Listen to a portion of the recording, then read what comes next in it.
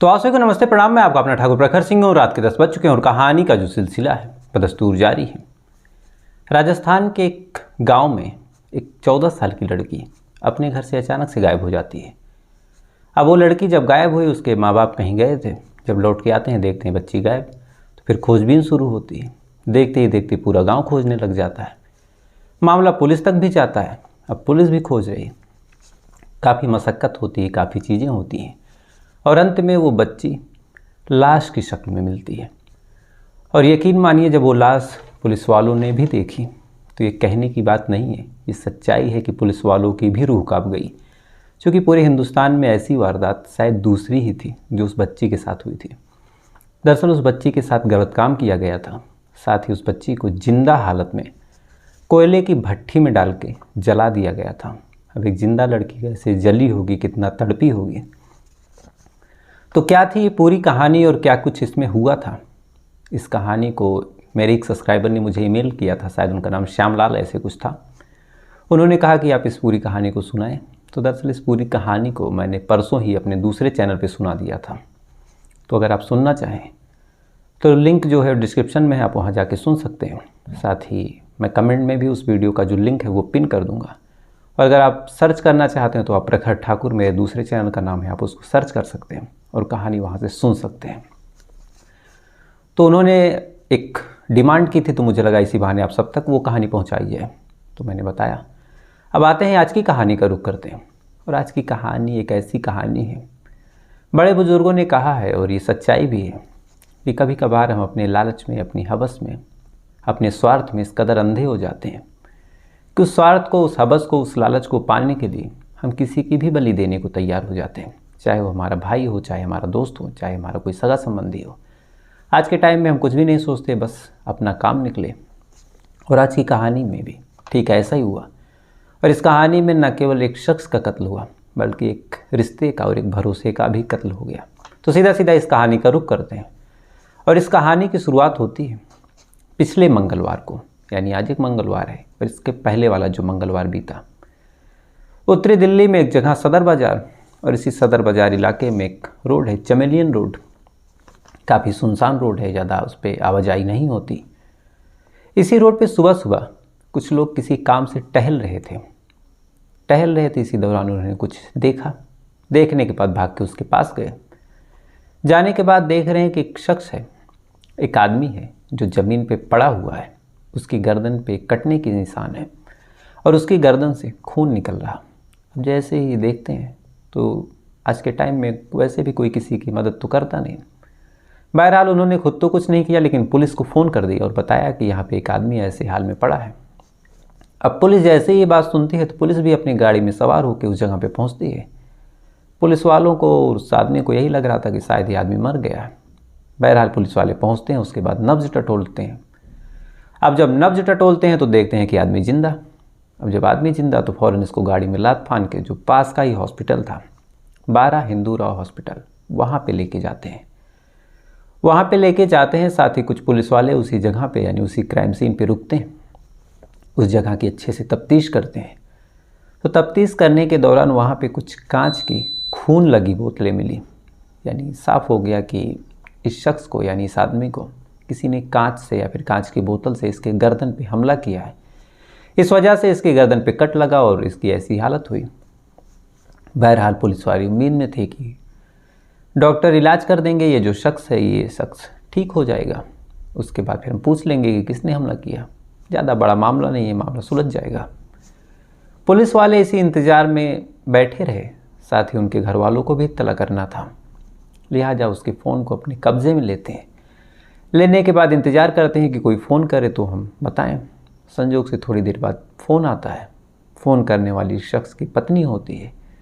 पत्नी फ़ोन करती है, फ़ौरन पुलिस वाले जानकारी देते हैं कि ये जो शख्स है इसको किसी ने मार के फेंक दिया। अब पत्नी जैसे ही बात सुनती है तो पत्नी फ़ौरन भाग के हॉस्पिटल आती है। आने के बाद फिर उसी पत्नी से पुलिस वाले इस शख्स की डिटेल लेते हैं। तो जो डिटेल निकल के सामने आई, उस हिसाब से एक शख्स का नाम जो था वो मोहम्मद समीर था। लगभग 30-32 साल इसकी उम्र थी और ये दिल्ली के ही सुल्तानपुरी इलाके के रहने वाले थे। अब जब पुलिस वालों को ये बात पता चली तो उन्हें लगा कि चलो ठीक है, अभी ये जो समीर है अभी ये ठीक हो जाएगा, 1-2 दिन में होश में आ जाएगा, उसके बाद हम पूछ लेंगे कि किसने हमला किया। मामला एकदम ओपन एंड शट है। थोड़ा सा वक्त गुजरा, पुलिस वाले भी एकदम रिलैक्स हाथ पे हाथ रख के बैठे रहे, डॉक्टरों के भरोसे कि डॉक्टर इसको ठीक कर देंगे।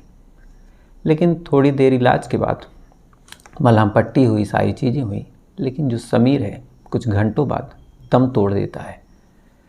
दम समीर तोड़ता है, जो सांसें हैं अब वो पुलिस वालों की अटक जाती हैं। सबसे पहले दिक्कत यही थी कि पहचान कैसे हो कि किसने मारा। दूसरा फिर ये दिक्कत थी कि क्राइम सीन पे पहुंचा कैसे। बहरहाल पुलिस वाले अब इस मामले को गंभीरता से लेते हैं। इधर पत्नी फ़ौरन FIR दर्ज करवाती है। अब तक FIR 307 के रूप में दर्ज था, यानी हमले के रूप में। अब जैसे ही शख्स की मौत हुई तो 307 को बदल के 302 कर दिया गया। उसके बाद पुलिस वाले अब जांच पड़ताल करना शुरू करते हैं। सबसे पहले इस मरने वाले शख्स की बैकग्राउंड को खंगालते हैं कि किससे क्या दुश्मनी थी, किसी से क्या रंजिश थी, इसके गले पे किसने मारा होगा। बीवी से भी पूछते हैं कि क्या आपको किसी पे डाउट है। अब जब बीवी से पूछते हैं तो बीवी साफ साफ मना कर देती है, कहती नहीं साहब, मुझे तो कुछ नहीं पता इसकी किसी से क्या दुश्मनी। पुलिस वाले अब जांच पड़ताल कर रहे हैं, अपने तरीके से छानबीन कर रहे हैं।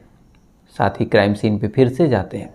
जाने के बाद वहाँ पे चेक करते हैं कि क्या कुछ है, क्या सबूत मिल सकता है, क्या सुराग मिल सकता है। तो क्राइम सीन पे जब जाते हैं तो पहले भी वहाँ पे उन्हें कांच की बोतलें मिली, इस बार भी कांच की बोतलें मिली। अब क्राइम सीन से कुछ खास ऐसा मिला नहीं। उसके बाद फिर पुलिस वाले क्राइम सीन से थोड़ा सा आगे जैसे लौटने लगते हैं तो लौटने के दौरान देखते हैं कि लगभग 1 या 2 किलोमीटर दूर एक CCTV कैमरा लगा हुआ है। अब जैसे ही कैमरा पुलिस वाले देखते हैं तो पुलिस वालों के चेहरे पे चमक आ जाती है कि बस करो, अब कैमरे में होगा, कैद होगा, जो हो भी होगा, आया होगा या फिर गया होगा। कैमरे को हम खंगाल लेंगे, जो कातिल होगा उसका चेहरा सामने आ जाएगा। क्योंकि ये जो चमेलियन रोड है बेहद सुनसान इलाके में थी, और ख़ासकर ये जो क्राइम सीन था, एक फायर स्टेशन है उसी के पीछे ये क्राइम सीन था, तो वहाँ पे वैसे भी बहुत कम लोग जाते थे, दिन के बामुश्किल 150 आदमी। तो 150 आदमी में से जो क्राइम सीन पे मौजूद होगा या फिर उस टाइम रेंज पे जो आया होगा, बस उसी को उठा लेना है। और सबसे अगर 100 भी लोग आ जाते हैं कैमरे की जद में तो 100 लोगों से भी पूछताछ करना कोई बड़ा मुश्किल काम नहीं है। लिहाजा पुलिस वाले उस CCTV कैमरे को जब खंगालते हैं तो संजोग से एक बाइक पे 2 शख्स ऐसे दिखते हैं जिनके ऊपर डाउट होता है। अब क्राइम सीन पे सारी चीज़ें भी मिल गई, जो मरने वाला है उसकी पहचान भी हो गई, सामने CCTV कैमरा भी मिल गया। CCTV कैमरे को खंगाला तो उसमें 2 सस्पिशियस शख्स भी मिल गए, एक बाइक भी मिल गई। लेकिन यहाँ पे फिर एक हैरान करने वाली बात थी। दरअसल जो कैमरा था, जिस कैमरे में ये सारी चीज़ें, ये सारी घटना रिकॉर्ड हुई थी कि कोई शख्स है जो वहाँ से आ जा रहा, उस कैमरे का रेजुलेशन या फिर उस कैमरे की क्वालिटी इतनी अच्छी थी ही नहीं कि उस कैमरे में कोई ठीक से कैद हुआ हो। शक्ल तो दिखी नहीं, बस ये दिखा कि हाँ 2 शख्स हैं। अब उतनी बड़ी दिल्ली, उतना बड़ा इलाका, एक बाइक, उस पर 2 लोग, अब कहाँ से पहचान हो। पुलिस वाले भी एक तरह से अब निराश हो गए कि एक बार लगा कि मामला सुलझ जाएगा। उसके बाद अब यहाँ से भी कुछ मदद नहीं मिली। पत्नी से पूछताछ कर रहे हैं तो पत्नी से भी कोई मदद नहीं मिल रही। आसपास के लोगों से भी पूछताछ कर लिया तो वहाँ से भी कोई मदद नहीं मिली। पुलिस वाले अब जांच पड़ताल कर रहे हैं, छानबीन कर रहे हैं, CCTV कैमरे से कुछ मिला नहीं। इसी दौरान पुलिस वालों ने सोचा कि काम करते हैं, जब क्राइम सीन से कुछ नहीं मिला तो ये पता कर लेते हैं कि ये जो शख्स है वो क्राइम सीन पे पहुंचा कैसे, यानी जो समीर है। अब जब ये पता करने की कोशिश करते हैं तो फिर पुलिस वाले उसकी बीवी से पूछते हैं कि चमेलियन रोड पे क्या कोई आपका रिलेटिव रहता है या फिर उधर कोई दोस्त, कोई यार, कोई कुछ और बात। तो जब ये बात बीवी से पूछी जाती है तो जो बीवी है वो बताती है कि सदर बाज़ार में जो मेरे शौहर हैं समीर, उनका पहले मकान था, वो वहीं पे रहते थे, लेकिन लगभग 5-6 साल हो गए तब से तो वहाँ पे ये कभी रहने नहीं गए। हाँ, अक्सर ऐसा होता था कि वहाँ पे कुछ हित्र मित्र हैं उनसे मिलने चले जाते थे, कुछ पड़ोसी हैं जिनसे भी संबंध अच्छा था तो उनसे भी मिलने चले जाते थे। अब पुलिस वाले जब ये बात सुनते हैं तो पुलिस वालों के जो शक की सुई थी वो कहीं ना कहीं अब इस मरने वाले समीर के दोस्तों के ऊपर, उसके रिलेटिव्स के ऊपर जो सदर बाज़ार इलाके में थे, उन्हीं के इर्द गिर्द घूमने लगी। अब एक लीड पत्नी से मिली कि सदर बाजार इलाके में पुराना मकान था। अब दूसरी उम्मीद कॉल डिटेल से थी कि अगर कॉल डिटेल में कोई ऐसा नंबर मिल जाए जिस नंबर से इस सदर बाजार इलाके का कोई संबंध हो और उसने उस दिन यानी सोमवार से लेकर मंगलवार के बीच कॉल किया हो, बातचीत हुई हो, तो बस मामला आसान हो जाएगा। क्योंकि कॉल किया होगा तो शायद उसी ने बुलाया होगा, उसके बाद ये मिलने गया होगा, उसके बाद उसने कत्ल कर दिया होगा। बहरहाल पुलिस वाले अब इसी थ्योरी पे काम करते हैं। जो कॉल डिटेल है वो खंगालते हैं, लेकिन कॉल डिटेल में भी कोई ऐसा नंबर, कोई ऐसी चीज़ नहीं मिली जो सदर बाजार इलाके से और चमेलियन रोड से कोई भी संबंध रखता हो। अब पुलिस वाले अजब कस्म में हैं कि गजब की कहानी चल रही। पहले तो एक आदमी जिंदा हालत में मिला, उम्मीद थी कि शायद जिंदा हालत में ये बच जाएगा, उसके बाद ये अपना बयान दे देगा, हम वहाँ से पकड़ लेंगे। उसके बाद ये मरा तो फिर सीसीटीवी कैमरा मिला, वहाँ से उम्मीद हुई कि जो कातिल है वो कैद हुआ होगा, वहीं से हम उसको पकड़ लेंगे। अब सीसीटीवी कैमरे में ये हुआ कि कातिल तो शायद कैद हुआ, लेकिन शक्ल ही साफ नहीं, तो खोजे कैसे। उम्मीद ये थी कि कॉल डिटेल में कोई नंबर मिल जाएगा, लेकिन वहाँ से भी कुछ नहीं मिला, तो यहाँ से भी खोजें कैसे। ये भी लगा कि चलो पत्नी से पूछताछ करते हैं, शायद वो कुछ सस्पिशियस नाम ले ले, उसने भी कुछ नहीं बताया, तो यहाँ से भी कोई मदद नहीं। ये हुआ कि चलो अड़ोसियों पड़ोसियों से पूछताछ करते हैं कि किसी से क्या दुश्मनी क्या रंजिश, वहाँ से भी कोई मदद नहीं, तो फिर इस मामले को सुलझाएं कैसे। पुलिस वाले जहाँ भी ट्राई कर रहे हैं, जैसे भी ट्राई कर रहे हैं, हर जगह से तो बस निराशा मिल रही। बहरहाल धीरे धीरे दिन गुजरता रहा, पुलिस वालों के जांच पड़ताल का सिलसिला बढ़ता रहा। पुलिस वालों के कब्जे में पोस्टमार्टम रिपोर्ट थे, साथ ही इस मरने वाले शख्स का मोबाइल था जिसकी कॉल डिटेल वो खंगाल रहे थे।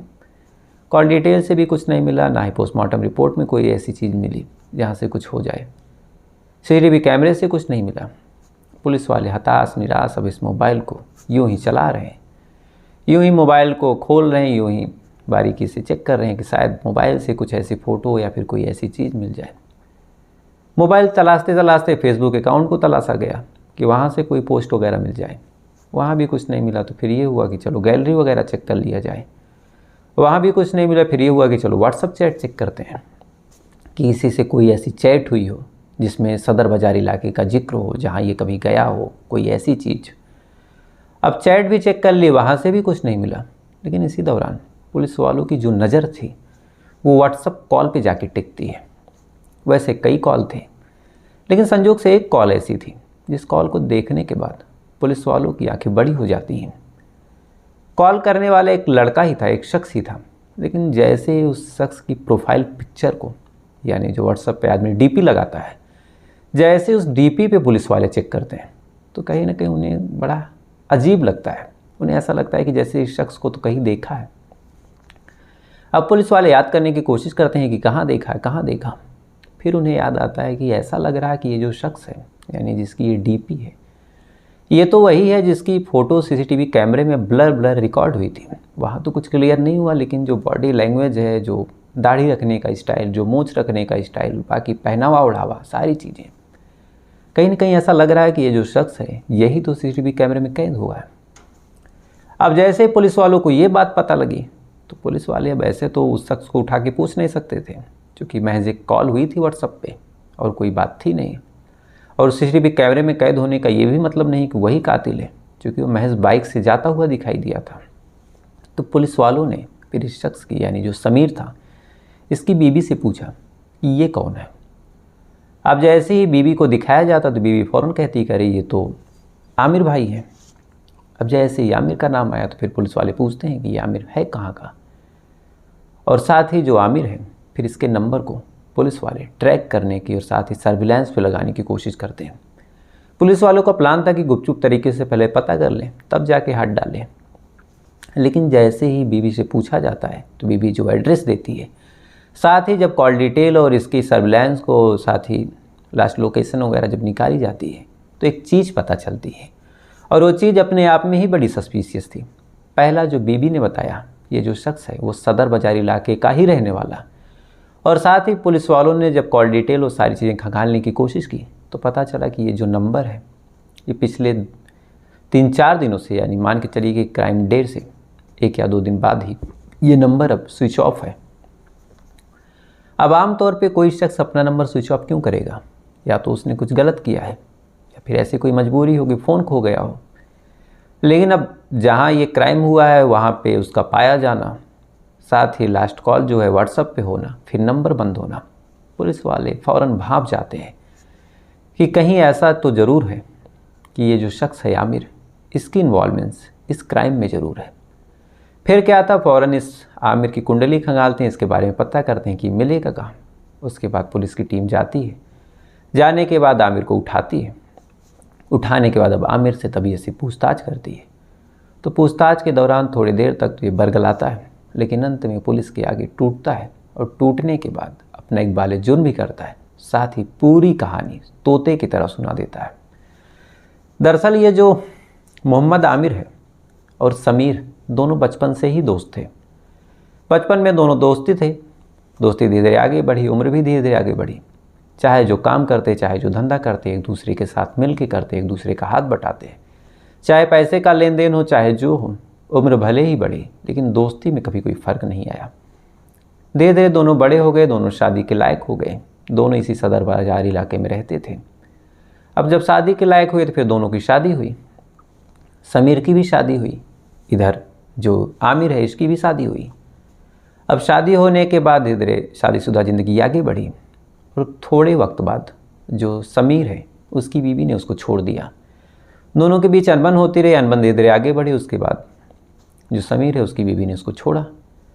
अब वक्त का खेल देखिए कि जैसे ही समीर की बीवी को समीर ने छोड़ा या फिर समीर को समीर की बीवी ने छोड़ा, ठीक उसी दौरान जो आमिर है उसकी भी बीवी ने उसको छोड़ दिया। और बीवी छोड़ के आमिर को अपने माँ बाप के यहाँ अपने बच्चे को लेके यूपी के अलीगढ़ पहुँच जाती है। इधर समीर की बीवी समीर को छोड़ के अपने मायके, इधर आमिर की बीवी आमिर को छोड़ के अपने मायके अलीगढ़ पहुँच गई। अब दोनों ही एक तरह से सिंगल हो गए। तब भी मामला गलीमत में था। इसी दौरान जो समीर है इसकी दूसरी शादी लग गई, दूसरी शादी हो गई। आमिर की शादी नहीं हुई। अब दूसरी शादी जब हुई तो शादीशुदा ज़िंदगी इतनी अच्छी चली कि जो जिससे शादी हुई थी उसके आगे पीछे कोई था नहीं। तो फिर जहाँ पे शादी हुई थी इसी सुल्तानपुर इलाके में, वहीं पे अपनी बीबी के घर समीर जो है वो रहने पहुँच जाता है। अब दोनों में एक तरह से दूरी हो गई। आमिर जो है वही सदर बाज़ार में रह गया, इधर जो समीर है अपनी बीबी के साथ उसी के घर पे पहुंच गया सुल्तानपुरी। अब अक्सर ऐसा होता कि जब दोनों का मिलने का मन होता तो कभी समीर आमिर के घर पहुंच जाता, कभी आमिर समीर के घर। ये सिलसिला चलता रहा। लेकिन कुछ दिनों बाद जो उसका अकेलापन था आमिर का, उसके ऊपर इस कदर हावी होने लगा और अकेलेपन की वजह से महिलाओं के प्रति उसकी जो आकर्षण शक्ति थी, जो मन की दरिंदगी थी, जो मन का पाप था, वो इस कदर बढ़ने लगा कि अंत में जो आमिर है वो अपने ही दोस्त की बीवी को पसंद करने लगता है। अपने ही दोस्त की बीवी को पसंद करता, अपने ही दोस्त की बीवी डोरे डालता। लेकिन डोरे चाहे जितना डालता, चाहे जितनी कोशिश करता, जो महिला थी वो इसको भाव ही नहीं देती। अब मन ही मन ये जलने भूलने लगा कि मेरा दोस्त, उसकी इतनी अच्छी बीवी, मैं बात करने की कोशिश कर रहा हूँ तो वो भाव तक नहीं दे रहा। तो कहीं ना कहीं इसकी जो वजह है वो कोई और नहीं, मेरा दोस्त ही है। और जब तक मेरा दोस्त इस दुनिया में रहेगा, जब तक मेरे दोस्त के साथ इसका रिश्ता रहेगा, ये महिला मुझे भाव नहीं देगी। तो फिर क्या करें, रिश्ता तो तोड़वाया नहीं जा सकता। तो फिर एक ही तरीका है कि इस शख्स को ही इस दुनिया से मिटा दें। तो फिर इसी वजह से फिर ये सोचने लगता है कि कैसे कत्ल करें, क्या करें। इसको ये भी पता था कि अकेले किया नहीं जा सकता, लिहाजा इसने अपने एक दोस्त रिजवान को शामिल किया। चूँकि जो रिजवान है वो पेशे से कसाई है, वो कत्ल वगैरह जानवरों के करता है। तो फिर उसे कुछ आइडिया था, उसके अंदर दया धर्म उतना था नहीं। ये रिजवान को पैसे देके शामिल करता है, एक तरह से रिजवान को सुपारी देता है। सुपारी देता है तो रिजवान भी एकदम तैयार, कहता है कि ठीक है तुम बुलाओ, मैं मार दूंगा। फिर क्या था, प्लान बनता है कि कैसे बुलाए। तो प्लान के तहत उस दिन ये सोमवार को, यानी पिछले सोमवार को, पिछले हफ्ते के, जो आमिर है वो समीर को व्हाट्सअप कॉल करता है और कहता है कि आओ शराब पीते हैं। और समीर भी शराब पीने का शौकीन, इधर आमिर भी शौकीन, दोनों अक्सर शराब वगैरह पीते थे। तो फिर जो समीर है आमिर के पास पहुंच जाता है सदर बाज़ार की इसी चमेलियन रोड पे, जो फायर स्टेशन है उसी के पीछे, जिसको कहा जाता है अहाता किदारा। इसी अहाता किदारा इलाके में ये पहुंचता है। पहुंचने के बाद ये सारे लोग बैठ के शराब पीते हैं। ज़्यादा शराब समीर को पिलाई जाती है। उसके बाद जब समीर नशे में धुत हो जाता है तो फिर उसकी बीवी को लेके ये लोग कमेंट करते हैं। थोड़ी बहुत बहस होती है, थोड़ी बहुत कहासुनी होती है, और पहले से ही फिक्स प्लान के तहत ये दोनों उसके ऊपर हमला करते हैं। बोतल से उसकी गर्दन को कट कर देते हैं, इस उम्मीद में कि अब गर्दन कट गई है तो ये मर गया होगा। जब उन्हें इत्मीनान हो जाता है कि अब ये मर जाएगा तो फिर वहाँ से ये लोग भागते हैं। भागने के बाद यमुना नदी के तट पे पहुँचते हैं। वहाँ पे अपने कपड़े और बाकी सारी चीज़ें बदल देते हैं, उतार के फेंक देते हैं। उसके बाद वहाँ से अपने अपने घरों पे, अपने अपनी मंजिल पे निकल जाते हैं, इस उम्मीद के साथ कि पुलिस वाले ना ही उनको पाएंगे, ना ही उनकी कोई खोज खबर लेगा, ना ही वो कभी पकड़े जाएंगे। लेकिन पुलिस वाले कड़ी दर कड़ी जोड़ते रहे और अंत में व्हाट्सएप की डीपी से ही जो कातिल है और जो मेन गुनहगार है, जिसने अपनी ही दोस्त की बीबी पे नज़र डाली, बीबी ने हाँ तक नहीं की, लेकिन जो दोस्त है उसको रास्ते से हटाने के लिए इसने इतना खौफनाक प्लान किया। तो फिलहाल ये थी पूरी कहानी, और शुरुआत में मैंने जो बताया था उस कहानी को अगर आप चाहें तो जाके सुन सकते हैं। प्रखर ठाकुर मेरा दूसरा चैनल है। तो आपसे कल फिर मुलाकात हुई किसी दूसरी कहानी के साथ। तब तक अच्छे रहिएगा, खुश रहिएगा, अपना ख्याल रखिए, अपने देश का ख्याल रखिएगा। जय हिंद, वंदे मातरम।